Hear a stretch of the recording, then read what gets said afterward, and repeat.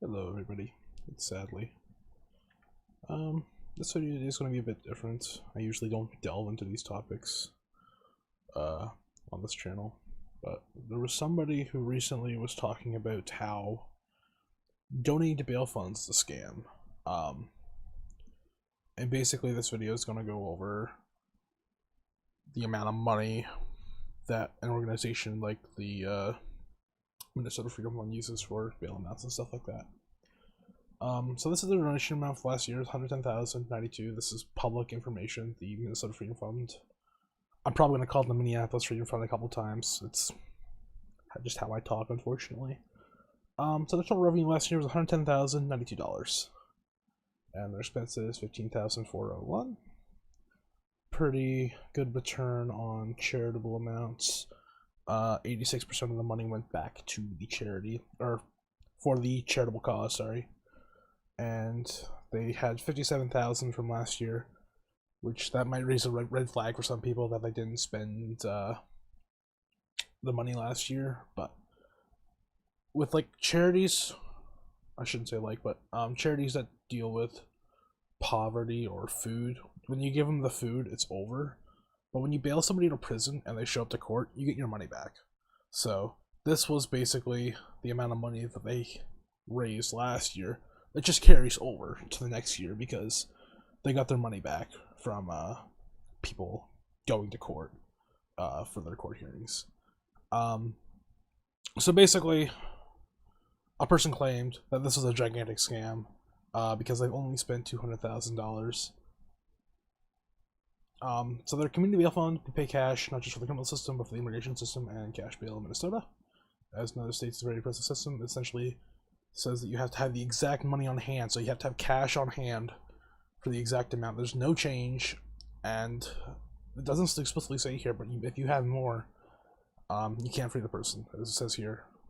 I don't know if that's explicitly the case. I don't live in America. I don't live in Minnesota, so I couldn't tell you.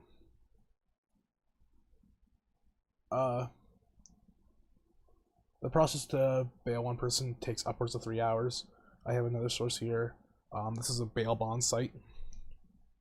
After the defendant is arrested, bail is typically set that day. However, if the arrest took place on a weekend or night, they will have to wait until the court's next business day, which is, for Minneapolis, it is Monday to Friday, 8 a.m. to 4:30 p.m. There's something that's going to come up with that a little bit later in this video.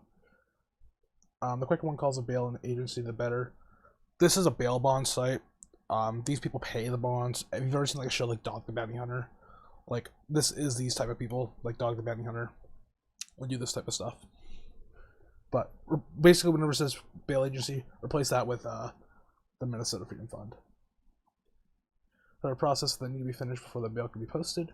Whoever is posting the money for the bond will need to pay 10% of the bail amount before the defendant can be released. In some cases, there will need to be working co-signers to ensure that the bail amount will be paid back.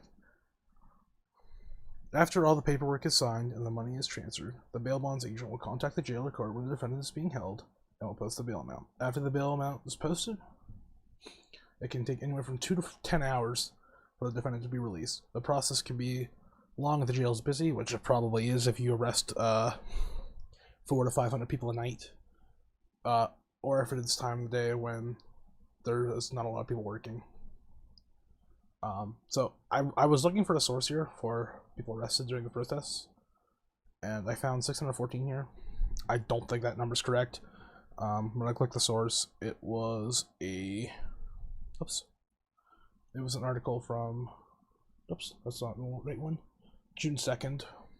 It says 11,000 people across the U.S. For this thing, I did a 3,000 person estimate because this was posted June 2nd. That was about a week after was 600. 3,000 is a very high number, so I went with a very high number. And I can't remember what this one is, sorry.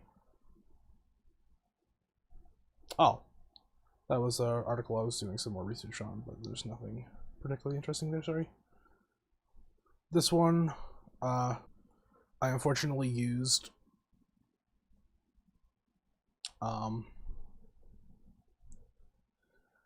a website that tracks me, and I can only read one article, and this is the article I read.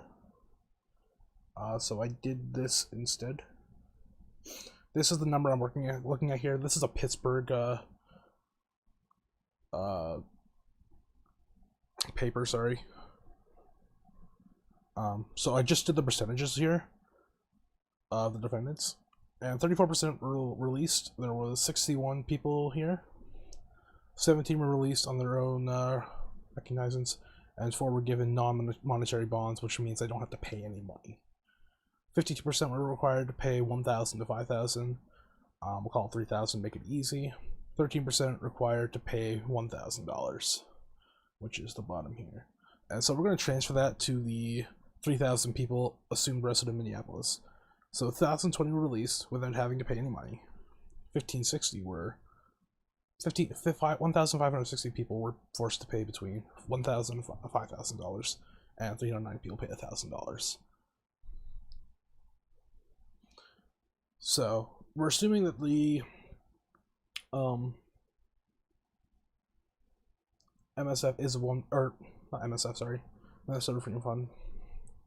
I got it mixed up with Doctors Without Borders. Also assume it's a small charity with earnings in the low 6 figures, which you can see in the tax documents here. They have $110,000 last year. It's nothing remarkable compared to the 35 million that they're, or the 30 plus million. They haven't explicitly said 35 million they have right now. They've also told people to donate to other bail funds, so they don't necessarily need this money because, as I stated earlier, this money goes to pay bonds and then it comes back to the organization when these people show for court dates. So this money essentially will never be gone. It can be gone if like somebody jumps bail, but it's essentially just going to be a revolving door of money to free people. And these are the court hours. It opens at 8 a.m. on Wednesday, so 4:30 p.m. So I assumed it was 8 to 4. And it was 16 days since George Floyd was killed in terms of business days. It's been over a month. Or no, it hasn't been quite a month yet. It's been about a month. But it's been 16 days since George Floyd was killed to the tweet from Minnesota Freedom Fund that they spent $200,000, and they were one organization. So it was 16 days since George Floyd was killed in Minnesota. Minnesota Freedom Fund tweeted they had spent $200,000, and they have one employee. The hours of operation with the county courthouse were 8 p.m. to 4:30 p.m. To simplify it, 8 to 4 p.m. If it is a 2 to 10 hour process, which is what this says, we're going to take the best case scenario here.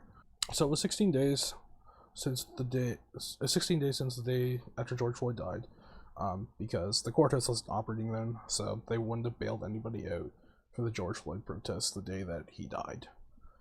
And it was 16 days the day after George Floyd died, the day after it was a holiday in America. I think you're hearing the name of the holiday. I'm Canadian. They spent $200,000. They had one employee. The hours of operation for the county courthouse were 8 to 4:30 p.m. To simplify this, we're going to use 8 to 4 p.m. And if it is a 2 to 10 hour process to bail somebody out, the maximum amount of bonds per day per person is 4. So if we say they have one person, the worst amount of bond and the best amount of